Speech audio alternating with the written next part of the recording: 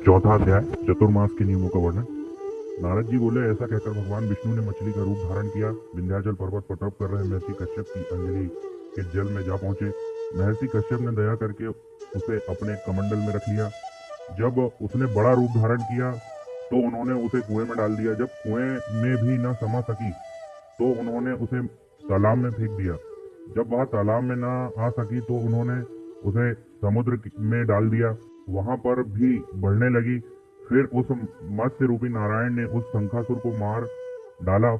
उसके पश्चात शंख को हाथ में लेकर बद्री वन में आ पहुंचे। बद्री नारायण में आकर उन्होंने सब ऋषियों व महर्षियों को बुलाकर आज्ञा दी कि पानी में इधर उधर फैले हुए वेदों को ढूंढो और उन्हें शीघ्र मिलाकर मेरे पास लाओ। जब तक मैं देवताओं के साथ श्री प्रयागराज में ठहरा हूँ।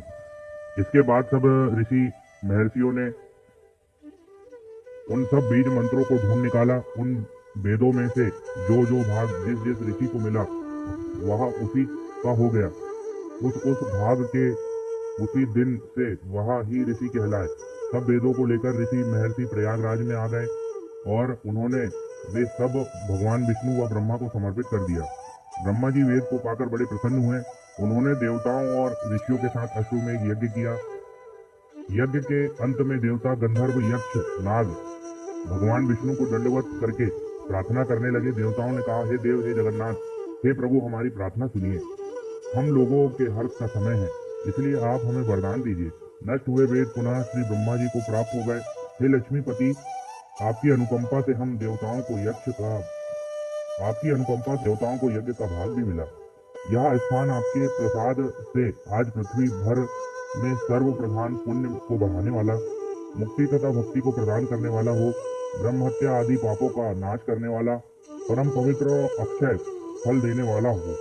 यह वरदान हमें दीजिए। भगवान विष्णु ने कहा, जो कुछ आप लोगों ने कहा है वह मेरा ही ध्येय है। जैसे आप लोगों ने कहा है कि यह स्थान आज से ब्रह्म क्षेत्र के नाम से पुकारा जाएगा। इस स्थान पर गंगा जी व सूर्य पुत्री यमुना जी का संगम होगा। मैं श्री ब्रह्मा जी सहित यहाँ पर निवास करूंगा। यहाँ पर किया हुआ जप तप तथा दान महान फलदायक होगा। पहले जन्म में किए हुए प्रभाव, ब्रह्म हत्या आदि भी इसी तीर्थराज में स्नान करने से नष्ट हो जाएंगे। जो लोग अपने पिता आदि को यहाँ लाकर तर्पण व श्राद्ध करेंगे, उनके पिता मेरे स्वरूप को प्राप्त करेंगे। यह तीनों की मुक्ति को प्रदान करने वाला है। मकर संक्रांति पर माघ मास में प्रातः काल यहाँ आकर स्नान करने वालों के दर्शन मात्र से ही सब पाप मिट जाते हैं, ठीक उसी तरह जिस तरह सूर्य के तेज से अंधकार का नाश हो जाता है।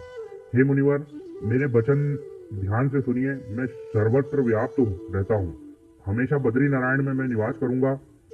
सैकड़ों वर्ष तक किसी दूसरे स्थान पर तप करने का जो फल मिलता है वही फल यहाँ एक दिन में मिल जाएगा। जो मनुष्य मेरे उस स्थान बद्री का आश्रम का दर्शन करेंगे वह जीवन मुक्त हो जाएंगे और उनके समस्त पाप नष्ट हो जाएंगे। सूत जी बोले, ऐसा कहकर भगवान विष्णु अंतर्ध्यान हो गए और देवतागण भी अपने अंशों को वहीं छोड़कर चले गए।